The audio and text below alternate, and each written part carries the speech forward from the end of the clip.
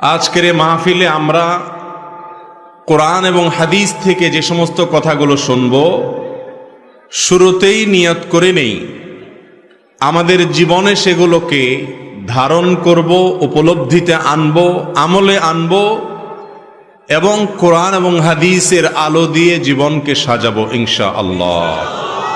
আল্লাহ তাআলা আমাদের সবাইকে তৌফিক দান করুন। মোহতারাম হাজরিন, আমি কোরআনে কারীমের সূরা আনআমের 120 নম্বর আয়াত তেলাওয়াত করেছি।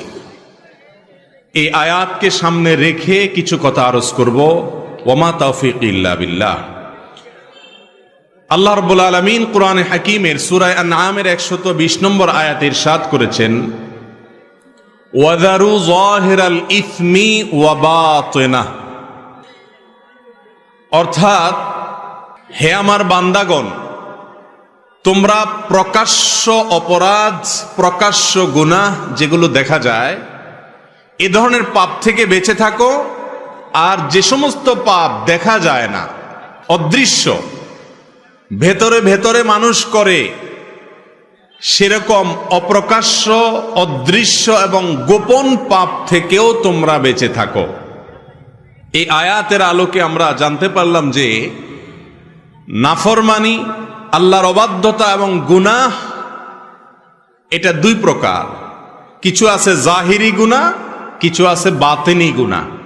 জাহিরি গুনাহ যে সমস্ত গুনাহ এবং পাপ দেখা যায়, চুরি করা, জেনা করা, ডাকাতি করা, মিথ্যা কথা বলা, নামাজ ত্যাগ করা, মাদক সেবন করা, যৌতুক নেওয়া এবং এ জাতীয় যত অপরাধ আছে, এসব হলো প্রকাশ্য অপরাধ।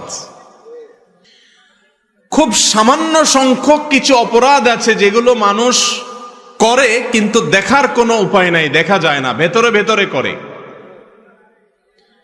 সেই অপরাধগুলো সম্পর্কে আমাদের সমাজে বেশিরভাগ মানুষের জানাশোনাই নেই। সেগুলো যে গুনাহ, সেগুলো যে পাপ, সেগুলো যে অপরাধ, সেগুলো যে কবিরা গুনাহ, সেই ধারণাই আমাদের অনেকের মধ্যে নাই।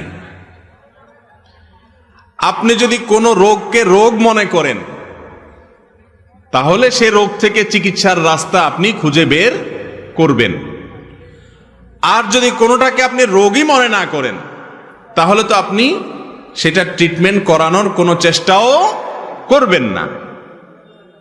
তাহলে বোঝা গেল, প্রকাশ্য অপরাধের চাইতে অনেক বেশি ডেঞ্জারাস, ভয়াবহ হলো ওই সমস্ত পাপ, ওই সমস্ত অপরাধ, ওই সমস্ত নাফরমানি, ওই সমস্ত গুনাহ